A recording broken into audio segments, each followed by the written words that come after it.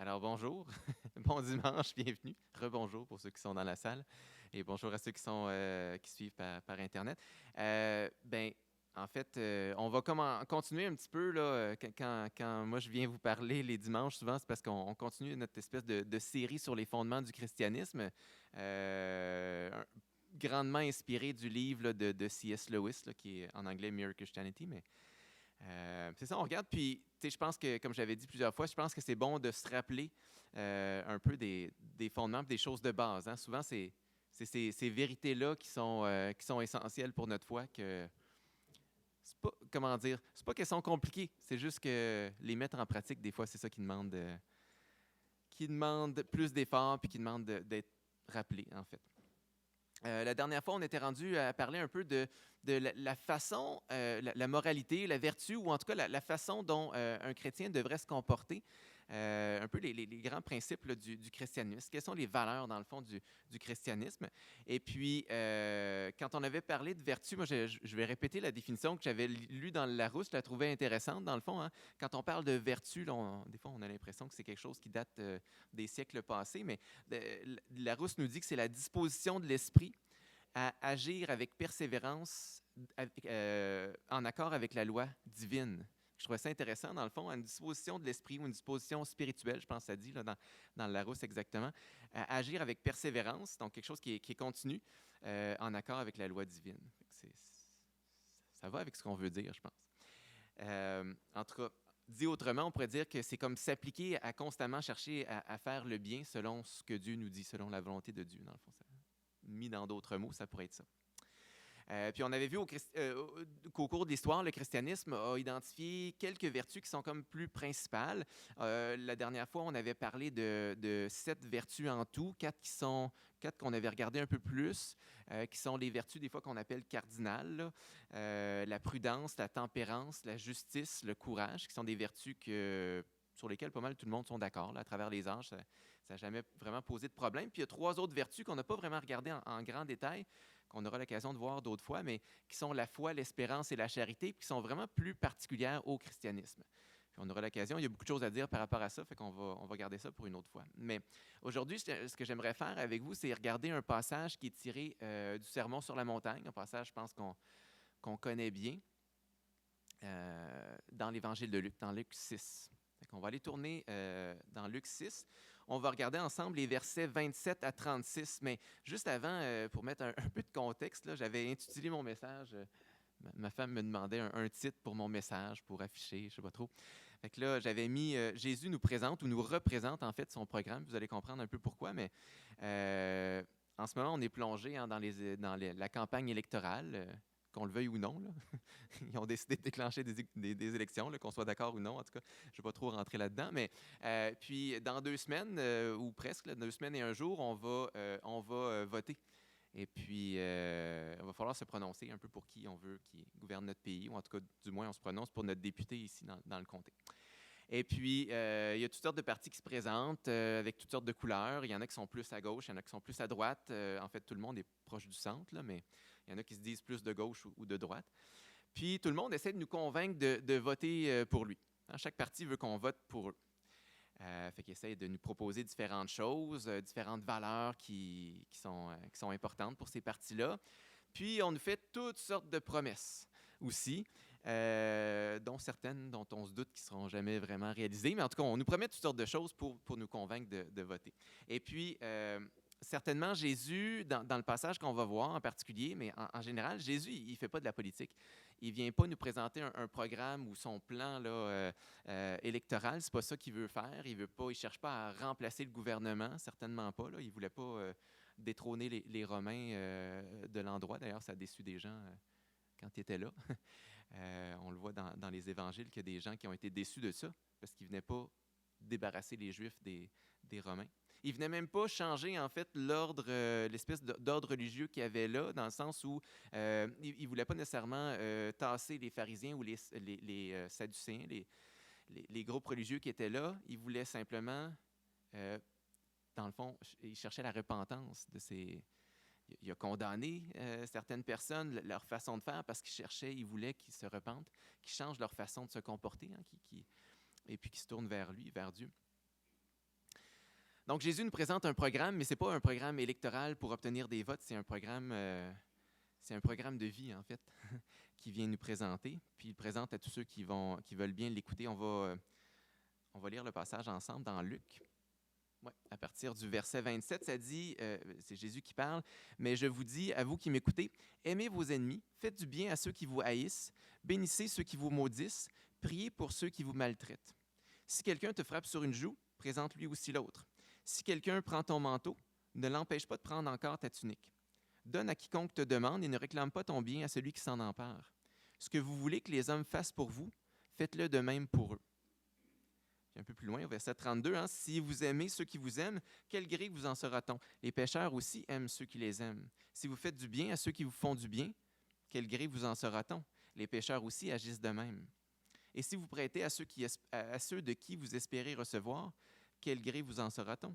Les pécheurs aussi prêtent aux pécheurs afin de recevoir l'appareil. Mais aimez vos ennemis, faites du bien et prêtez sans rien espérer. Et votre récompense sera grande et vous serez appelés fils du Très-Haut, car il est bon pour les ingrats et pour les méchants. Soyez donc miséricordieux comme votre Père est miséricordieux. » Prions un instant. Bien, Seigneur, on veut venir ce matin regarder ta parole. Seigneur, on veut essayer de comprendre qu'est-ce que tu nous dis. C'est quoi ton intention, ta volonté pour nos vies. Seigneur, je te prie que tu nous aides à bien comprendre ce passage, puis à voir comment on peut l'appliquer aujourd'hui, en 2021, dans nos vies, dans le contexte où on est, Seigneur. En ton nom. Amen. Amen. Quand on regarde le passage qu'on a lu là, puis en fait, quand on regarde ce que Jésus dit en général dans les évangiles, d'un côté, on a l'impression qu'il ne dit rien de nouveau. Il n'y a rien de vraiment super original, mais en même temps, c'est tous des enseignements avec lesquels on lutte ou qu'on n'arrive pas à mettre en pratique complètement. Mais ce que Jésus présente, en fait, c'est pas nouveau. En fait, si on regarde la version dans l'Évangile de Matthieu du Sermon sur la montagne, dans Matthieu 5 au verset 17, ça dit, entre autres, là, je ne l'ai pas mis, mais ça dit, Jésus dit, « Ne croyez pas que je sois venu pour abolir la loi ou les prophètes. Je suis venu non pour abolir, mais pour accomplir. » Jésus ramène les mêmes principes quand ça dit dans Luc 6, 31, par exemple, « Ce que vous voulez que les hommes fassent pour vous, faites-le de même pour eux. » Ben, c'est drôlement semblable à « Aime ton prochain comme toi-même. » Hein? On veut que les gens nous aiment, puis qu'ils soient gentils avec nous, puis tout ça. Ben, de même, Jésus nous appelle à faire le bien autour de nous, puis faire le bien aux autres de la même façon qu'on aimerait qu'on nous fasse du bien.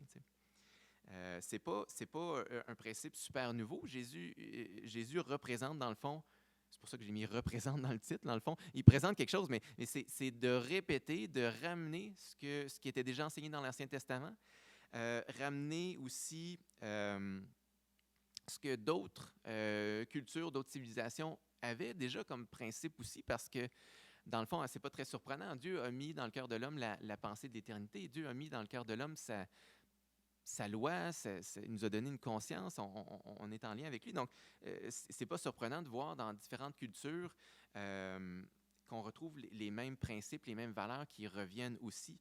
Quand on regarde, par exemple, ce que les Grecs ou les Romains enseignaient dans l'Antiquité, ou quand on regarde certains principes du bouddhisme, on retrouve des vérités. Je ne dis pas que tout est la même chose, là. Tout ne s'équivaut pas, certainement, mais on retrouve certainement des bouts de vérité, de la vérité que Dieu a placée dans notre cœur, dans ces peuples-là aussi, à travers les différentes époques. C'est ça, hein? Ce que vous voulez que les hommes fassent pour vous, faites-le de même pour eux. On va le retrouver à différents endroits. Puis c'est un peu pour ça que des fois, il y a certaines personnes qui vont dire « Ah ben toutes les religions se valent, hein, sont toutes pareilles. » Sur certains principes, oui. Souvent, sur ce qui touche les relations interpersonnelles, oui, c'est vrai que les principes, les valeurs, souvent se recoupent beaucoup, beaucoup. Mais il y a définitivement quelque chose de différent avec le christianisme. Puis on va continuer de creuser. On va le voir aujourd'hui, mais on va le voir à d'autres endroits aussi. Mais l'idée d'aimer son prochain, l'idée de donner à ceux qui sont dans le besoin, l'idée de pardonner, c'est quelque chose qui est assez commun là, à travers les âges, les époques. Si Jésus répète ces choses-là, c'est certainement parce qu'on a besoin plus de se faire rappeler les choses que de se faire instruire. Tu sais. Quelqu'un qui a un problème, disons, avec l'alcoolisme, ben, il n'y a pas tant besoin de se faire dire « Ah, ben, tu ne devrais pas boire, c'est pas bon pour toi. » Tu sais. Il y a besoin de se faire peut-être rappeler certaines choses, puis accompagner, mais ce n'est pas un problème de connaissance. C'est la personne qui a un problème d'alcoolisme, probablement que ce n'est pas parce qu'elle ne sait pas que ce n'est pas bon pour elle, c'est parce qu'elle a de la difficulté à arrêter. Tu sais. Ce n'est pas la connaissance, mais la mise en pratique qui est souvent plus problématique. C'est pour ça que Jésus ramène les mêmes principes, les mêmes messages. Et en fait, c'est ça, c'est un message qui s'adresse à tout le monde, à toutes les époques. Dans Actes, au chapitre 17, versets 30 et 31, Paul est en train de parler aux gens à Athènes. Et puis, il leur dit ceci, il dit « Dieu, sans tenir compte des temps d'ignorance, annonce maintenant à tous les hommes, en tout lieu, qu'ils aient à se repentir, parce qu'il a fixé un jour où il jugera le monde selon sa justice, par l'homme qu'il a désigné, c'est Jésus, ce dont il a donné à tous une preuve certaine en le ressuscitant des morts. » Dieu s'adresse à tous les hommes, dans tout lieu, à toutes les époques. Le message du christianisme n'est pas différent. Et c'est un peu pour ça aussi, tu sais, tantôt je parlais dans l'introduction un petit peu le lien avec les élections qui est en ce moment, puis un peu la politique, mais le christianisme n'a pas d'agenda politique spécifique à proposer ou à dicter à notre société, dans le sens où c'est pas, son message est toujours le même. Son message n'est pas pour le Québec en 2021 ou le Canada en 2021. Son message est pour tout le monde dans tous les temps, tu sais. Donc, c'est pas nécessairement aux pasteurs, par exemple, ou on pourrait dire à des curés, à des moines ou quoi que ce soit. Ce n'est pas aux gens religieux à dire si on devrait, par exemple, bâtir un troisième lien à Québec, ou si on devrait avoir une taxe carbone, ou si on devrait, ci ou ça, à voter les lois. C'est pas nécessairement spécifiquement aux pasteurs ou à dire ça, mais je pense que c'est à chaque croyant, chacun d'entre nous, là où on est placé, d'appliquer les valeurs chrétiennes dans nos situations, dans notre contexte. T'sais, dans le fond, Jésus, il vient présenter les valeurs qui sont importantes. Il vient présenter, voici comment, en général, tu devrais vivre. Mais après ça, c'est à nous de l'appliquer dans notre situation où on se trouve, qu'on soit enseignant, qu'on soit à la retraite, qu'on soit en train de travailler pour un bureau d'élection. Peu importe, hein, peu importe ce qu'on fait, avocat, médecin, éboueur, hein, ça ne dérange pas. On est appelé, dans notre contexte à nous, à appliquer les valeurs chrétiennes. Puis s'il y a des gens qui vont en politique puis qui veulent se lancer là-dedans parce que ça les intéresse, ben ils sont autant appelés à appliquer les valeurs chrétiennes, eux, dans leur contexte, que nous, dans notre contexte, chacun d'entre nous. Il y a un passage dans 1 Corinthiens 10, dans la lettre que Paul écrit aux Corinthiens, chapitre 10, versets 31 à 33, ça dit « Soit donc que vous mangiez, soit que vous buviez, soit que vous fassiez quelque autre chose, faites tout pour la gloire de Dieu. Ne soyez en scandale ni aux Grecs, ni aux Juifs, ni à l'Église de Dieu, de la même manière que moi aussi je m'efforce en toute chose de complaire à tous, cherchant non mon avantage, mais celui du plus grand nombre, afin qu'ils soient sauvés. » Soit que vous mangez, soit que vous buvez, peu importe ce qu'on fait, hein, même dans les petites choses, dans les grandes choses, ça ne dérange pas. On est appelé à le faire pour la gloire de Dieu, selon les principes que Dieu nous apporte.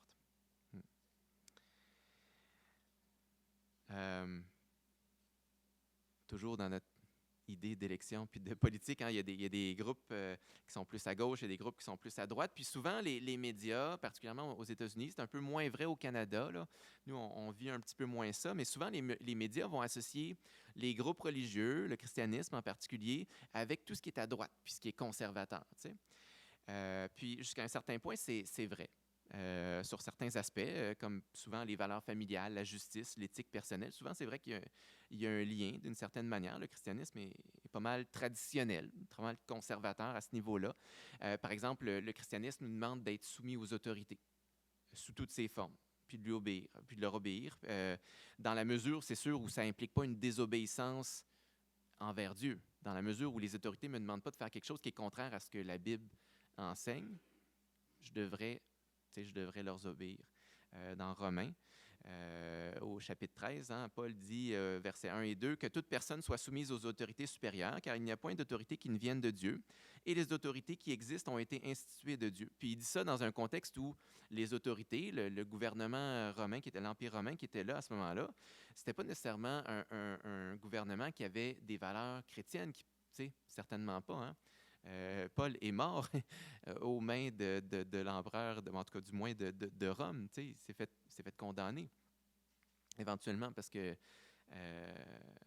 l'empereur était contre le christianisme. Certainement, ce n'est pas parce que le gouvernement allait dans le même sens que les chrétiens à ce moment-là que Paul dit ça, mais il dit quand même que l'autorité est là pour une raison, hein. C'est pourquoi celui qui s'oppose à l'autorité résiste à l'ordre que Dieu a établi, et ceux qui résistent attireront une condamnation sur eux-mêmes. C'est ça que le texte dit. Un peu plus loin, au verset 7, « Rendez à tous ce qui leur est dû, à l'impôt à qui vous devez l'impôt, le tribut à qui vous devez le tribut, la crainte à qui vous devez la crainte, l'honneur à qui vous devez l'honneur. » C'est l'idée de justice, en fait, dont on avait parlé déjà, de rendre à chacun ce qui est dû. Et puis, donc c'est ça, l'autorité, bien sûr, ça peut être le gouvernement, ça peut être la police, ça peut être les juges, mais c'est aussi les parents, hein, envers leurs enfants. C'est aussi, puis on a tous des parents, c'est aussi nos employeurs, hein. L'employeur est en autorité par rapport à son employé. Un professeur ou un enseignant est en autorité par rapport à ses élèves, etc. Puis ici, je vais peut-être faire une petite précision, dans le fond, une petite parenthèse. Quand on a l'idée d'autorité, quand on voit là, d'être soumis dans la Bible, ça ne veut pas dire que la personne qui est en autorité a une plus grande valeur que la personne qui est soumise. Ça veut simplement dire qu'il y a quelqu'un qui a une responsabilité. La personne en autorité elle a la responsabilité sur quelqu'un, sur quelque chose. Et puis, c'est à cette personne-là que revient la décision finale, dans le fond, hein. C'est ça, être en autorité. Par exemple, là, moi, j'enseigne au cégep. Je suis en autorité d'une certaine manière sur mes étudiants. Ça ne veut pas dire que je suis meilleur qu'eux. Ça ne veut pas dire que je suis... j'espère que je suis un peu meilleur en chimie pour leur enseigner. Mais bref, ça ne veut pas dire que je suis une meilleure personne qu'eux pour autant, hein. C'est juste que j'ai la responsabilité de ces élèves-là. Je devrais chercher à les diriger dans le bon chemin, dans le fond, pour qu'ils apprennent ce qu'ils ont besoin d'apprendre. C'est ça, ils sont sous ma responsabilité. De la même manière que moi, je suis sous la responsabilité de mon directeur puis de ma directrice générale, qui eux aussi, ils ont beau être super gentils puis super compétents, ça ne veut pas dire qu'ils ont une plus grande valeur que moi, tu sais. Eux, ils sont responsables au ministère, puis le fonctionnaire au ministère, il ne vaut pas plus que l'élève, que moi, que, tu sais, on a la même valeur en tant qu'être humain. C'est juste qu'il y a des gens qui sont en position d'autorité, qui ont une responsabilité que d'autres n'ont pas. Puis, si on place un peu ce contexte-là, mais on comprend un peu mieux, par exemple, des fois, des passages qui sont moins populaires, hein, quelque chose comme, l'homme, ça devrait être le chef de l'Église. Il y a comme autorité sur la femme, mais quand on comprend ça, on voit que c'est pas parce que la femme doit être soumise à son mari qu'elle a une moins grande valeur puis qu'elle n'a rien à dire, tout ça, tu sais. Quand ma femme va à l'épicerie, je ne dis pas quoi acheter, quoi pas acheter. Là, je veux dire, elle est capable de décider. C'est pas ça l'idée, mais Dieu a placé l'homme en autorité sur sa famille. Puis, en fait, c'est comme une responsabilité, un leadership qu'il lui donne. En fait, c'est ça, c'est une responsabilité aussi quand on y pense, hein. Les hommes, on est appelés à être des leaders pour nos familles, comme Christ l'a été pour l'Église. Jésus ne domine pas de façon tyrannique sur l'Église. Jésus il a donné sa vie pour l'Église. De la même manière, le fait que l'homme soit le chef de la famille et qu'il soit en autorité, il est appelé à donner sa vie pour sa famille, pas à dominer de façon tyrannique sur sa famille. En tout cas, bref, ça referme un peu la parenthèse, mais juste pour mettre en contexte là, quand on parle d'autorité. Mais c'est une valeur qui est la soumission aux autorités, si on veut, puis le fait qu'il y a comme des autorités à qui on devrait obéir. C'est une valeur qui souvent qui est associée plus à droite. Une autre valeur qui est plus traditionnelle, si on veut, dans le même sens, c'est le fait que le christianisme encourage chacun à travailler selon sa capacité pour contribuer à la société. Mais c'est intéressant, dans Éphésiens 4, on voit un verset dans lequel Paul explique un peu pourquoi on devrait faire ça, hein.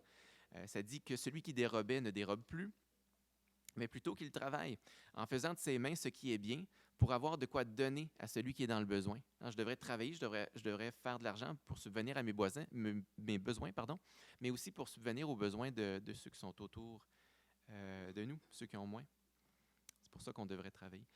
Euh, En fait, si on revient à notre passage dans Luc 6 qu'on a lu, si on regarde deux versets en particulier, le verset 30 puis le verset 34 qu'on a lu tantôt, on voit que Jésus nous exhorte à donner à celui qui nous demande.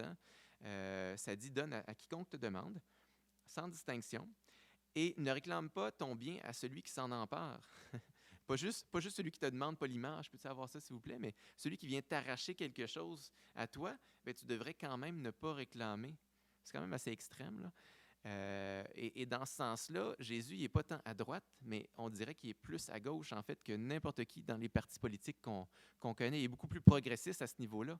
Non seulement il favorise une redistribution de la richesse pour que tout le monde ait assez, mais en fait, il met pas de limite à ça. Aussi longtemps que quelqu'un te demande, tu devrais donner. C'est ça que le passage dit. Hein? Ça dit, si vous prêtez à ceux de qui vous espérez recevoir, quel gré vous en sera-t-on? Tu ne devrais pas donner ou prêter juste parce que tu t'attends à ce que les gens fassent la même chose. Jésus ne met aucune limite à combien de fois on devrait donner, puis il ne met pas de limite non plus à qui on devrait donner. Il nous dit juste d'aimer, de faire du bien, en fait, même pour ceux qui nous maltraitent. Puis ça, c'est quand même quelque chose, je disais que souvent les préceptes ou les principes moraux souvent se ressemblent à travers les siècles, à travers les cultures. C'est vrai jusqu'à un certain point, mais le christianisme, il va beaucoup plus loin. À travers par exemple, quand je pense que j'avais mentionné, là, on a lu beaucoup d'auteurs grecs là, dans la dernière année là, avec mon garçon. Puis, dans le fond, quand on regarde ce que Socrate, mettons, ou Aristote enseignent, c'est pas aime tout le monde. C'est, en fait, la valeur, ce qui est vraiment vertueux, c'est d'aimer ton ami là, de tout ton cœur. Fais tout ce que tu peux pour ton ami, pour l'aider, pour celui qui te fait du bien. Aime-le. Mais en même temps, ils vont dire aussi, ce qui est vertueux, c'est de haïr ton ennemi autant que tu peux. C'est vraiment ça qu'ils enseignent. Là. Puis pas juste une fois, là, c'est quelque chose qui revient constamment. Là, puis en fait, c'est affirmé comme si tout le monde était d'accord avec ça dans leur société, dans leur culture à eux. C'est correct d'aimer ton ami, mais si tu as un ennemi, tu devrais faire tout ce que tu peux pour le détruire puis le haïr. C'est comme ça qui est présenté. Je ne suis pas sûr que je veux rentrer dans tous les détails, mais jusqu'à un certain point, l'islam aussi, c'est un peu ce que ça l'enseigne. Là, comme on voit au niveau des infidèles, l'islam n'est pas nécessairement tendre envers les gens qui sont infidèles, ou du moins dans le Coran. Là. Je ne dis pas que les musulmans sont tous radicaux, c'est pas ça que je veux dire du tout. Mais bref, dans les enseignements du Coran, des fois, on voit une certaine intolérance envers les infidèles, on va dire ça comme ça. Puis, quand on regarde dans la Bible, Dieu ne nous apparaît pas de cette manière-là. C'est sûr que Dieu a exercé des jugements de façon ponctuelle dans l'histoire. Il y a certains peuples qui avaient fait des atrocités à tel point que Dieu a dit, ben là, il faut que ça arrête. Là, puis il y a eu des jugements envers eux. Mais de manière générale, la Bible présente Dieu plutôt comme un Dieu qui est miséricordieux. Si on retourne dans notre passage, dans Luc 6, les versets 35 et 36 nous disent ceci. Mais aimez vos ennemis. C'est pas haïssez vos ennemis, c'est pas détruisez, éliminez-les, c'est aimez vos ennemis, faites-leur du bien et prêtez sans rien espérer et votre récompense sera grande. Puis pourquoi? Bien parce qu'un peu plus loin, hein, vous serez fils du Très-Haut, car il est bon pour les ingrats et les méchants. Soyez miséricordieux comme votre Père est miséricordieux. Dieu pardonne. Puis en fait, il y a un verset que j'aime bien dans Romains que je n'ai pas mis, mais Dieu prouve son amour en ce que lorsque nous étions encore pécheurs, Christ est mort pour nous. Dieu n'a pas attendu qu'on soit bon pour nous aimer. Il nous aime malgré le fait qu'on était ennemis de lui. Pour revenir un petit peu à l'idée de donner puis à la charité, Jésus aussi est quand même assez radical là, dans son enseignement. Si on voit dans Jacques 2, au verset 15 et 16, ça dit « Si un frère ou une sœur sont nus et manquent de la nourriture de chaque jour, et que l'un d'entre vous dise « Allez en paix, chauffez-vous et vous rassasiez », et que vous ne leur donniez pas ce qui est nécessaire au corps, à quoi sert-il? On devrait donner à ceux qui sont dans le besoin. Peu importe nos ressources à nous, on devrait essayer de subvenir à leurs besoins. Il y a quelque chose d'intéressant qui est que Puis là, je vous laisserai juger par vous-même, là. C'est pas l'Évangile, mais il y a quelque chose d'intéressant que C.S. Lewis amène dans son livre. Il dit ceci, traduit librement, là. Il dit quelque chose comme ceci: si on jouit du même confort, du même niveau de confort que les gens qui gagnent autant que nous, on donne probablement pas assez. Puis en anglais, il dit give more than you can spare. Hein? Donne plus que ce que tu peux te permettre. C'est un peu la pensée de Jésus dans le fond. Bon, après ça, c'est sûr qu'il faut penser à nos besoins aussi. Là, on ne veut pas nier ça, mais c'est ça, on devrait donner à ceux qui sont dans le besoin autour de nous. Il n'y a pas de raison qu'il y ait des gens, en fait, qui aient de la difficulté à se nourrir ou qui soient encore dans le besoin à ce niveau-là, dans le sens où on a quand même une bonne abondance, du moins en Amérique du Nord. L'obstacle, souvent, c'est pas autant dans les ressources que peut-être dans notre peur ou notre insécurité. On dit, ben, si je donne tout ça, peut-être j'en aurai pas assez. Ou, des fois, c'est ça, hein, notre questionnement, où ça va me priver de telle affaire que je voudrais bien faire. Mais on dirait que Jésus, c'est pas ça sa préoccupation. En tout cas, dans les évangiles, c'est pas ça qui ressort. Puis, je veux pas parler ici nécessairement de l'offrande qu'on donne à l'Église. Là. Je parle plus en général de la charité dans le sens où de donner à ceux qui sont dans le besoin. Là. C'est plus dans cet esprit-là. Là. Fait qu'il n'y a pas de règle, il n'y a pas de 5 10 de ce que je gagne ou peu importe. Jésus ne donne pas ça comme règle. Il dit, s'il y a quelqu'un dans le besoin, tu devrais l'aider. Luc 12, au verset 22, ça dit, c'est pourquoi je vous dis, ne vous inquiétez pas pour votre vie de ce que vous mangerez, ni pour votre corps de ce que vous serez vêtu. Inquiétez-vous pas. En d'autres mots, fais ce que tu as à faire. Hein, cherchez d'abord le royaume de Dieu. Et puis, le reste va venir par la suite. Un peu plus loin, au verset 33-34, « Vendez ce que vous possédez, donnez-le en aumône aux pauvres. Et puis, faites-vous des bourses qui ne s'usent point, un trésor inépuisable dans les cieux, où le voleur ne s'approche point et où la teigne ne détruit point. Car là où est votre trésor, là aussi sera votre cœur. » Jésus, puis c'est un peu pour ça que son programme, si c'était un programme électoral, je ne suis pas sûr qu'il y aurait beaucoup de votes. C'est un programme qui n'est pas très populaire, dans le sens où Jésus nous appelle à nous contenter de ce qu'on a. Il ne nous appelle pas à rechercher le confort ou à consommer.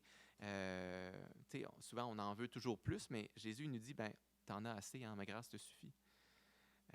Fait que pour la croissance économique, notre système est basé sur un système qui devrait être toujours en croissance économique. C'est pas ce qu'il y a de mieux, là, honnêtement. En tout cas, bref. Il y aurait plein de choses à dire. Là.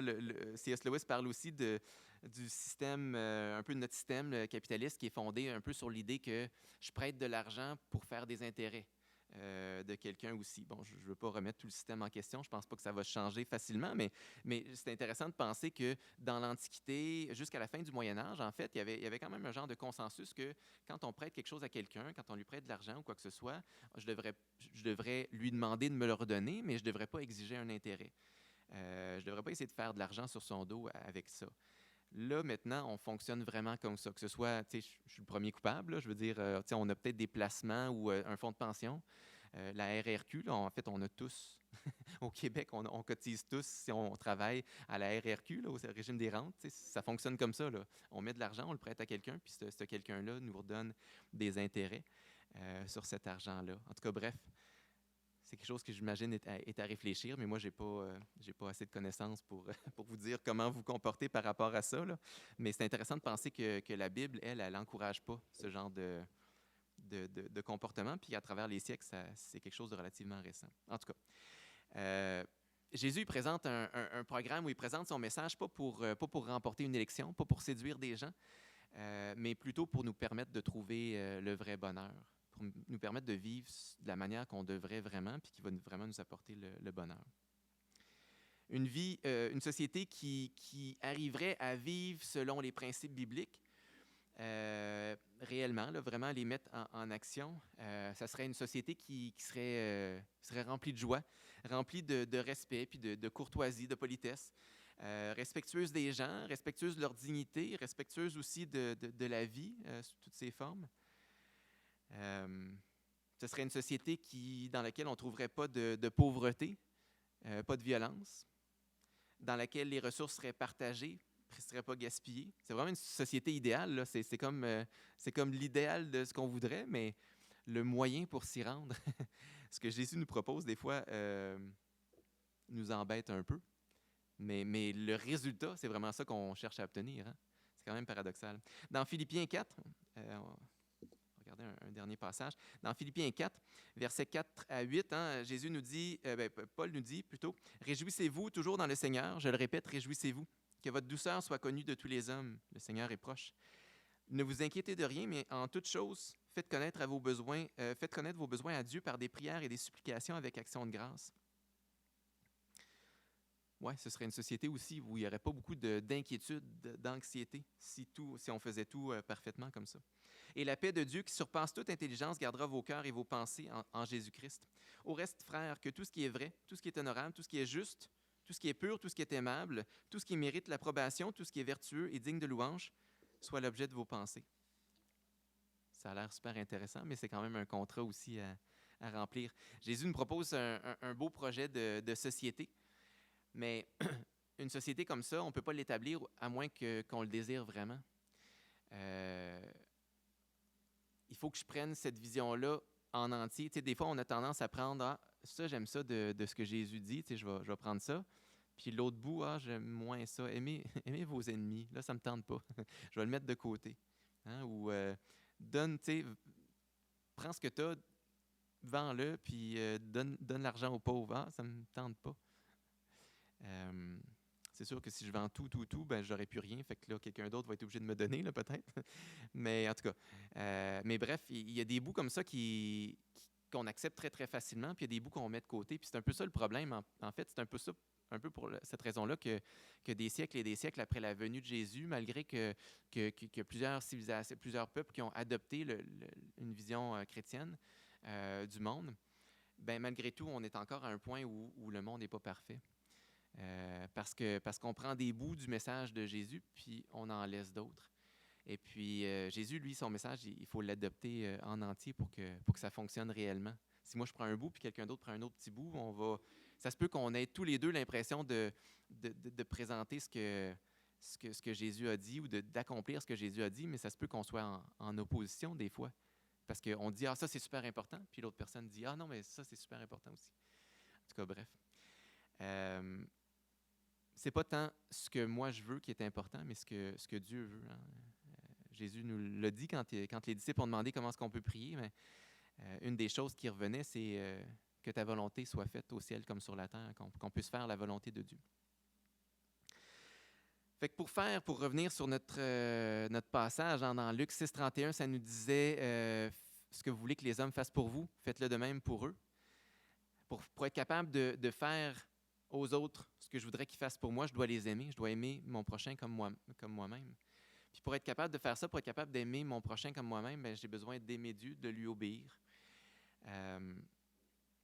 La dernière fois, on avait parlé là, de 3 aspects à la moralité. Hein. Il y a l'aspect de nos relations interpersonnelles.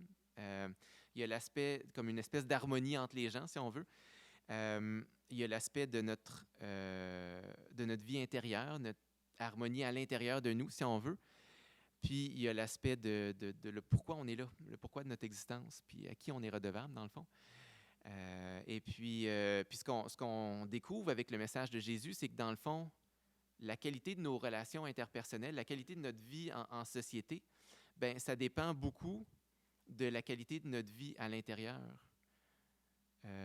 Donc, les valeurs que je trouve importantes pour moi, pour ma vie, quand je suis tout seul dans mon coin et que personne ne me voit, bien, ces valeurs-là sont importantes pour, après ça, quand je vais en société et que je suis avec les autres. L'un détermine l'autre. Et puis à tous ces niveaux-là, je reviens avec mon titre, dans le fond, hein, Jésus nous représente son programme. Jésus est venu pour accomplir la loi, pour nous vivre, pour présenter, mais représenter ou vivre ce contrat-là ou cette vie-là qui nous demande de vivre. Jésus nous demande quelque chose qui est difficile, mais il nous a montré le chemin, il nous a montré comment on devrait le vivre. En fait, c'est sûr qu'il nous a montré le chemin, c'est lui-même qui est le chemin, mais certainement, on va avoir de la difficulté à avancer sur ce chemin-là, mais quand on regarde à Jésus, qui est le modèle, qui a vécu la vie que nous, on est appelés à vivre, ben, ça nous donne une idée de quoi faire, comment se comporter. Fait que quand on parle de moralité, c'est ça, on a un modèle parfait devant nous, dans le fond. On va terminer là-dessus, puis une prochaine fois, on continuera sur un autre thème relié, mais en tout cas, prions ensemble. Seigneur, tu nous demandes des choses qui parfois nous sont difficiles. On est heureux de recevoir ton amour, Seigneur. On est heureux de recevoir ta grâce, ton pardon pour toutes les fois qu'on est dans l'erreur. Mais parfois, c'est difficile pour nous d'aimer les gens autour de nous. Parfois, c'est difficile de pardonner à ceux qui nous ont fait du tort. Parfois, c'est difficile de donner quelque chose que je voudrais garder pour moi-même. Seigneur, aide-nous à vivre réellement selon tes principes, selon ta sagesse. Seigneur, qu'on sache comment bien se comporter en tout temps avec les gens qui sont autour de nous. Seigneur, pour pouvoir te ressembler, puis qu'un jour, quand on va te rencontrer, qu'on ne soit pas complètement des étrangers, mais qu'on puisse être, marcher en tout cas pour devenir de plus en plus semblable à toi, pour que quand on te rencontre un jour, qu'on soit heureux de vivre avec toi, qu'on ait des valeurs communes, justement, et puis qu'on puisse profiter de cette éternité-là qui est devant nous. Seigneur, on a une vie qui est relativement courte sur la terre comparativement à l'éternité. Tu nous donnes le privilège, la joie de vivre ici. Et Seigneur, qu'on puisse tirer vraiment le maximum de cette vie-là en vivant notre vie comme toi tu le veux, mais de la manière que tu nous as programmé pour vivre, si on veut. Seigneur, on remet toutes choses entre tes mains et on veut te remercier encore une fois pour ta grâce. En ton nom, Jésus. Amen. Amen.